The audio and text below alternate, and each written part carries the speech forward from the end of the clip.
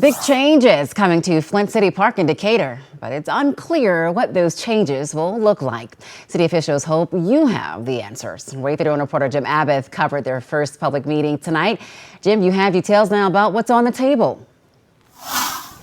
Yeah, Nikel, there are so many possibilities for Flint City Park, and that's what makes this park so fascinating. Now, first off, it sure appears like the playground is coming back, which will make a lot of people happy. They weren't happy when it was taken out last year, but that was for safety reasons. But beyond that, they say it's up to you to decide what goes in the park, and then that will help them decide what they need to pay for it. Flint City Park's been in renovation mode for several months now. The 10-acre park is 30 years old and needed some renovations. The city of Decatur is growing around it with new neighborhoods popping up. So city officials figured now's the best time to tailor those renovations. One of the first plans for this park over here is that we know we're going to have to do something to update the drainage. So once we get that schematic back and we know what we're going to need out of the funding piece of that to be able to add that drainage for the proper locations. The city launched a survey to see what amenities people want at Flint City Park. And then officials rank those based on the votes that come in. The top 3 or 4 will be on the fast track to be built in the park. Right now, based on the online survey, a walking trail is number 1, followed by a multi-sport court, tennis and pickleball, with basketball and shuffleboard possible there.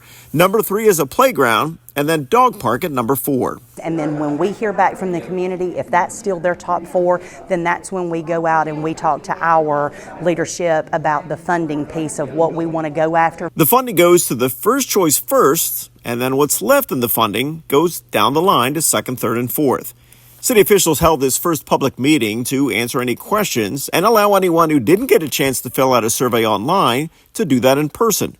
They acknowledged that what they see as needs may not be the same as what people who live here see.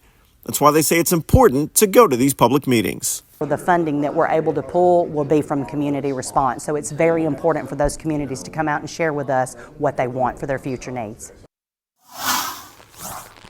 And again, that dollar figure is still very much up in the air. It all kind of depends on what those amenities are going to be and then following down the priority list. And then they send the quotes out, and then we'll know. Now, that next public meeting is this Thursday from 5:30 to 7 at the Fire Training Center on Old Highway 31. It's about a block north of the park, right next to the baseball fields. Live in Decatur with coverage you can count on, Jim Abbott, WAAY 31 News.